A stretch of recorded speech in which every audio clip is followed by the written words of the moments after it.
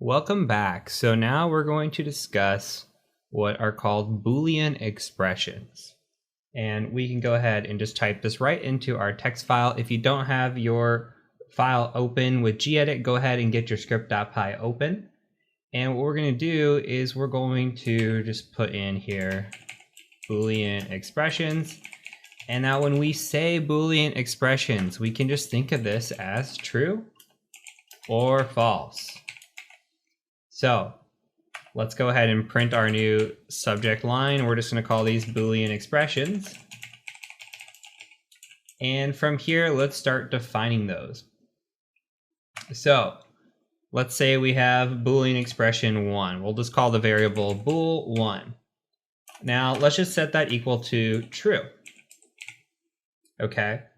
And let's give an example of that as well. Let's just say boolean2 equals, let's say 3 times 3. Now, what does 3 times 3 equals? Well, that equals 9.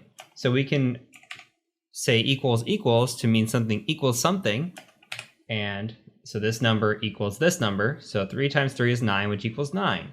So if we take this expression and we say 9 equals 9, it's going to return true. Let's do a couple more. So we could say boolean3 equals false, and boolean4 equals 3 times 3, and then we can say does not equal 9. Well, that's not true, right? So that's false. So if we were to print these all out, we could say print boolean1, boolean2, bool3, and bool4.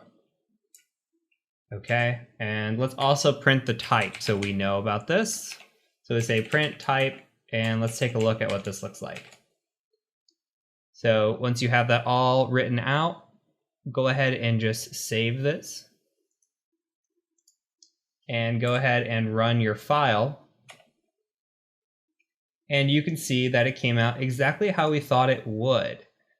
So we've got 4 variables, and they're all Boolean expressions. Right, so we've got true, this equals to true, this is false, and this is equal to false. So we see true, true, false, false when we print those all out. And then when we want to look at the type of the variable, so we say, hey, what's stored in here? Inside this variable, what's stored is a Boolean. Now, please do note that there is a difference between true and true. One is a string and one is a Boolean. So if you were to set boolean5, for example, to true, and then you printed the type of boolean5, then you're going to get a different result here. You're going to see now that the type is a class of string. So big difference here. I'm going to go ahead and just delete this. So this is just an overview of Boolean expressions. We're going to use this later on, and you will see it again when we get into exploit development, but you're going to see certain things, especially when we get into loops as well. So once we start getting into looping and we talk about that, it'll make a little bit more sense.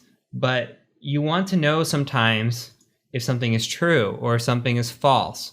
Or when we get into conditional statements, if something is true, then do this.